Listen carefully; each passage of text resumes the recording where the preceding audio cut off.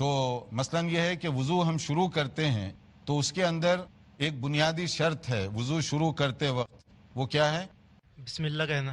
بسم اللہ. ٹھیک، کیونکہ اس میں اگر آپ اللہ کا نام لیے بغیر وضو کریں گے تو وہ وضو آپ کا صحیح نہیں ہوگا. اس کے لیے صحیح طریقہ یہ ہے کہ آپ وضو بسم اللہ کریں، اور اس میں نیت ہونی چاہیے آپ کی. نیت، اس کے لیے کوئی پروننسیشن کی ضرورت نہیں ہے، الفاظ کہنا نہیں ہے.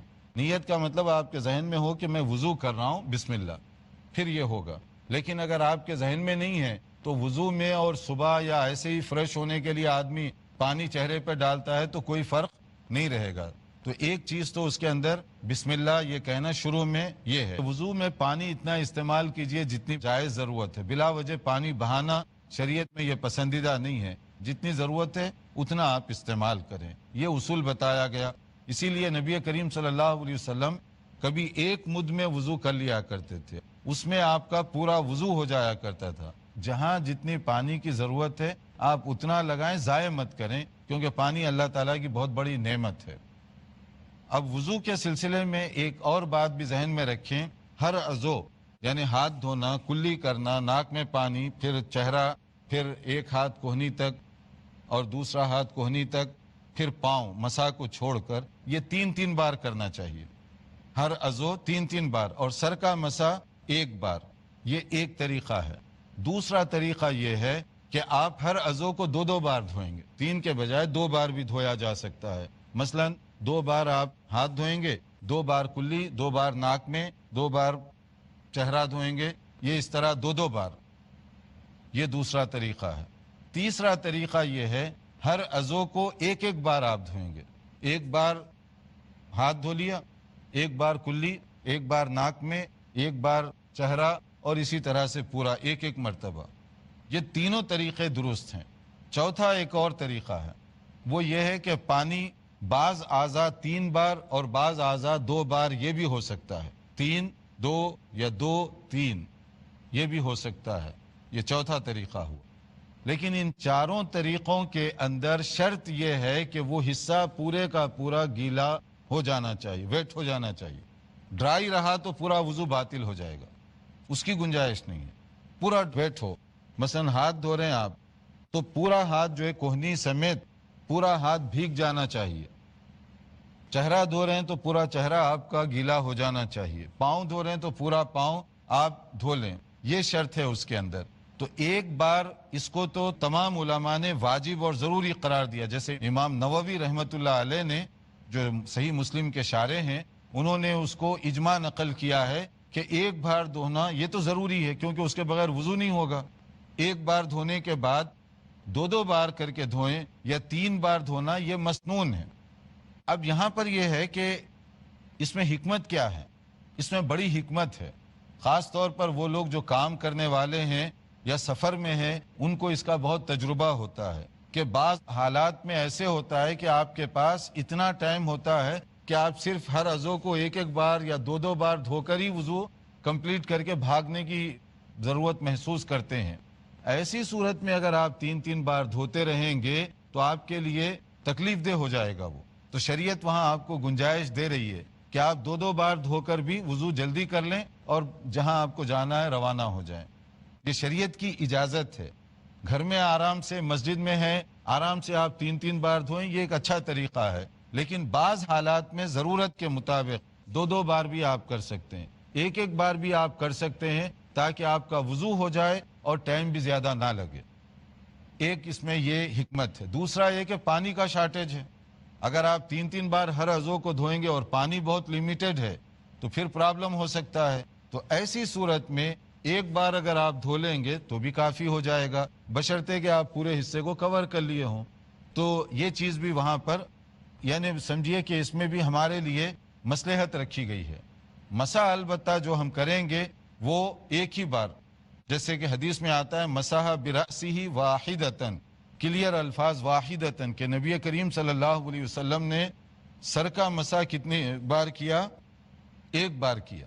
تو 3 بار نہیں دھونا ہے، 3 بار نہیں 1 بار کرنا ہے. یہ زیادہ بہتر اور اولا شکل ہے اس کی.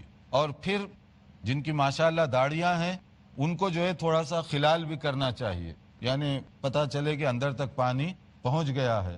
ایسا نہ ہو کہ اوپر سے ہی آپ دھو لیں، اندر بالکل جو ہے پانی نہ پہنچے، بلکہ جتنا ہو سکتا ہے آپ تھوڑا سا اس کو خلال کر لیں، یہ اس طرح سے اندر تک پانی پہنچ جائے گا۔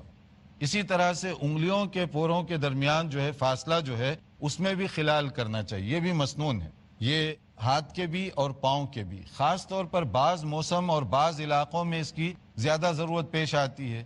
کبھی ایسے ہوتا ہے کہ سردی کا موسم ہے تو یہاں جلدی پانی نہیں پہنچتا، تو جب تک کہ آپ خاص توجہ نہ دیں اس پر۔ اسی طرح پاؤں کے درمیان بھی انگلیوں پر پانی ذرا دیر سے پہنچتا ہے، تو اس میں بھی توجہ کی ضرورت ہے۔ تو اس میں توجہ کیسے کریں گے؟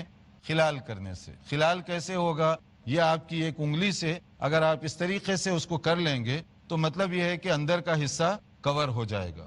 صرف پانی لے کر ایسے آپ ہاتھ دھو رہے ہیں، انگلیاں ایسی بند ہیں، تو اس سے یہ ڈاؤٹ ہوتا ہے کہ یہ جو حصہ ہے ڈرائی رہ جائے گا، سوکھا رہ جائے گا، تو آپ کا وضو خراب ہو جائے گا پھر، کیونکہ نبی کریم صلی اللہ علیہ وسلم نے فرمایا وَيْلٌ لِّلْعَقَابِ مِنَ النَّارِ، کہ وہ لوگ جو اپنی ایڑیوں کو پوری طرح نہیں بھگاتے تو وہ جہنم سے ڈریں۔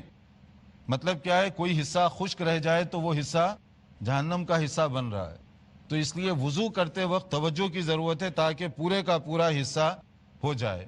اب اس میں ایک اور جو اہم مسئلہ ہے مسح کے بارے میں، یہاں پر بڑی گڑبڑ ہوتی ہے لوگوں سے۔ تو مسح کرنے کے سلسلے میں جو ہے کبھی کچھ کرتے ہیں کبھی کچھ کرتے ہیں۔ تو ایک بات تو یہ رکھیں کہ زیادہ بہتر اور صحیح ہے کہ مسح کرنے کے لیے بھی جیسے آپ فریش واٹر تو لیں گے، یعنی اپنے ہاتھ دھو لیے کوہنی تک، اس کے بعد تازہ پانی سے یعنی انگلیوں کو بھگا کر پھر مسح شروع کریں گے۔ یہ نہیں ہوگا آپ کا کہ وہی جو گیلے ہاتھ ہیں جو شروع سے چلے آ رہے ہیں ویسے ہی لے کر آپ پھیر دیں، ایسے نہیں، فریش پانی لیں گے اس کے لیے۔ اور دوسرا یہ کہ کان کے لیے الگ پانی کی ضرورت نہیں ہے، جیسے حدیث کے مطابق اور اکثر ائمہ اس کے اندر ان کی یہی تائید ہے کہ جیسے امام ابو حنیفہ رحمۃ اللہ علیہ وغیرہ، ان کا یہی ہے کہ ایک ہی پانی سر اور کانوں کے لیے کافی ہو جائے گا، الگ سے لینے کی ضرورت اس میں نہیں پڑے گی کہ سر کا کرنے کے لیے الگ لیں پھر کان کا کرنے کے لیے الگ کریں۔ لیکن امام شافعی رحمۃ اللہ علیہ وغیرہ کا خیال ہے کہ اگر الگ لے لیں تو زیادہ بہتر ہے، مگر حدیث میں چونکہ کلیئر ہے ایک بار کا، تو اس لیے ایک بار لے لیں۔ اور الاذنان من الرأس، کان کا جو حکم ہے وہ کیا ہے؟ سر کا حکم ہے، تو اسی میں وہ کور ہو جائے گا، ایک بار کافی ہو جائے گا۔ اب اس میں مسح کے بارے میں ایک اور بھی ہے کہ مسح شروع کہاں سے ہوگا اور ختم کہاں پر ہوگا، کیونکہ اس میں بھی زیادہ تر جو ہے گڑبڑ ہوتی ہے۔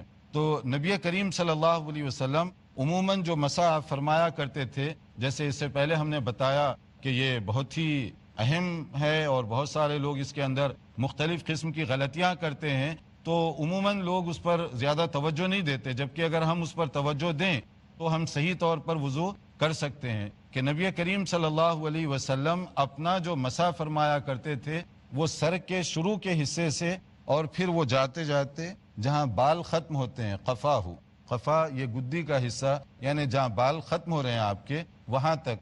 تو اس کا صحیح طریقہ یہ ہوگا کہ آپ پانی سے لے کر یہاں سے لے جائیں گے اس کو شروع سے، اور یہاں لے جانے کے بعد جہاں بال آپ کے ختم ہو رہے ہیں یہاں تک ہاتھ جائے گا، پھر اس کو ایسے ہی واپس لے آگے۔ پھر اس کے بعد آپ یہ جو انگلیاں ہیں سباحتین، یہ جو انگلیاں ہیں شہادت کی انگلیاں جس کو ہم لوگ کہتے ہیں، یہ کان کے اندرونی حصے میں اور انگوٹھا اوپر کے حصے میں اس طرح سے کر کے یہ اوپر کے حصے سے آپ اس کو کور کریں گے۔ یہ ہو گیا سر کا مسح، یہ حدیث کے مطابق مسح ہے۔ یہاں کے بعد پھر کچھ نہیں ہے، ادھر نہیں ہے ایسا جو موسٹلی لوگ اس طرح سے کرتے ہیں، کوئی صحیح حدیث نہیں ہے نبی صلی اللہ علیہ وسلم سے۔ پھر اس کے بعد آپ پاؤں کو دھوئیں گے، پاؤں کو بھی دھونے کا یہی پروسیجر ہے جیسے دوسرے اعضاء کو دھویا گیا تھا، 3 مرتبہ، رائٹ کو پہلے لیفٹ کو بعد میں۔ یعنی یہ تو شریعت کا ایک جنرل حکم ہے کہ وضو کرنے میں پہلے دایاں اور اس کے بعد بایاں، پہلے سیدھے ہاتھ رائٹ ہینڈ کو دھوئیں گے پھر لیفٹ ہینڈ کو، اسی طرح رائٹ پاؤں کو پہلے دھوئیں گے پھر اس کے بعد لیفٹ کو دھوئیں گے۔ یہ ترتیب جو ہے وضو کی ہر جگہ اسی طرح سے چلتی رہے گی، کیونکہ یہ نبی کریم صلی اللہ علیہ وسلم کا یہ زیادہ پسندیدہ طریقہ ہے۔ کان رسول اللہ صلی اللہ علیہ وسلم یعجبہ التیمم فی تنعلہ وترجلہ وطہورہ وفی شأنہ کلہ، کہ نبی کریم صلی اللہ علیہ وسلم کا یہ معمول تھا، یہ بخاری اور مسلم کی حدیث ہے کہ نبی کریم صلی اللہ علیہ وسلم پسند فرماتے تھے کہ ہر چیز میں آپ جو ہے دائیں طرف سے شروع کیا جائے، رائٹ ہینڈ سے شروع کیا جائے، پہلے رائٹ سے پھر اس کے بعد لیفٹ۔ نبی صلی اللہ علیہ وسلم عموماً اسی طریقے سے عمل کیا کرتے تھے۔ تو اس کے بعد ہمارا وضو یہ کمپلیٹ ہو گیا۔ وضو کمپلیٹ کرنے کے بعد اس کی دعا ہے۔ نبی کریم صلی اللہ علیہ وسلم نے اس سلسلے میں خاص طور پر فرمایا کہ وضو کرنے کے بعد اگر کوئی آدمی یہ پڑھے اشہد ان لا الہ الا اللہ وحدہ لا شریک لہ واشہد ان محمدا عبدہ ورسولہ، پھر دوسری حدیث میں اس کا جو آخری حصہ ہے اللہم اجعلنی من التوابین واجعلنی من المتطہرین، کہ یا اللہ مجھے پاک لوگوں میں سے، توبہ کرنے والے لوگوں میں سے بنا دے۔ اگر اس طرح کی ہم دعا پڑھتے ہیں تو اس کے لیے یہ خوشخبری اور بشارت سنائی جا رہی ہے کہ اللہ تعالیٰ کی طرف سے اس کے لیے جنت کے دروازے کھول دیے جاتے ہیں۔ الا فتحت لہ ابواب الجنہ، جنت کے دروازے اس کے لیے کھول دیے جاتے ہیں، یعنی فضیلت ہے، اس کا ثواب ہے۔ تو اس دعا کو بھی پڑھتے رہیے اور آپ لوگ بھی اس دعا کو دہرائیے تاکہ اس کا جو پورا فائدہ ہے وہ پورا فائدہ ہو سکے۔